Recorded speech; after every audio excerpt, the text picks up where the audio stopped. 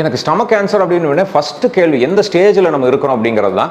பொதுவாகவே 5 type of stages இருக்குது. Stage 0 அப்படிங்கிறது வந்து ஜஸ்ட் அந்த மியூகோசாங்கிற ஒரு மேல் படலத்தில் மட்டும் இருக்க வகையான கேன்சரஸ் லீஷன். ஸ்டேஜ் 1ங்கிறது அந்த மியூகோசாவை தாண்டி சில பகுதிகளான மேல் பகுதிகள், அதாவது பகுதிகளில் மட்டும் இருக்கக்கூடிய ஒரு கேன்சர்.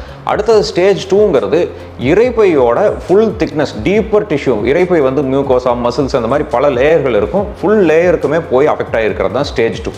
அதே மாதிரி ஸ்டேஜ் 3ங்கிறது இரைப்பையை மட்டும் அஃபெக்ட் ஆகாமல் இரைப்பையிலிருந்து வெளியே வந்து இரைப்பையை சுற்றி இருக்கிற சீரோசாங்கிற வெளிப்புற சுவர் மற்றும் அங்கே சுற்றி இருக்கிற நெறிகட்டி இருக்கிற இடங்கள் இது எல்லாமே பரவி இருக்கிறது ஸ்டேஜ் 3. இதே 4வது ஸ்டேஜுங்கிறது அந்த ஏரியாவில் மட்டும் கான்டாக்ட் இல்லாமல் மற்ற உறுப்புகளுக்கு, பொதுவாக லிவர், நுரையீரல், கணைய பகுதிகள், மேலே ஒமெண்டல் டெபாசிட்ஸ், நீர் கோக்கிற இடங்கள், மேலே மூளைகள், எலும்புகள், இந்த மாதிரி பல்வேறு இடங்களுக்கு பரவி இருக்கிறது தான் ஸ்டேஜ் 4. பட் எதுவாக இருந்தாலும் கேன்சர் டயக்னோஸ் பண்ணியாச்சுன்னா ஃபாஸ்டஸ்ட்டாக என்ன ஸ்டேஜுங்கிறத பார்த்து இமீடியட்டாக ட்ரீட்மெண்ட் எடுத்துக்க வேண்டியது மிக மிக அவசியம்.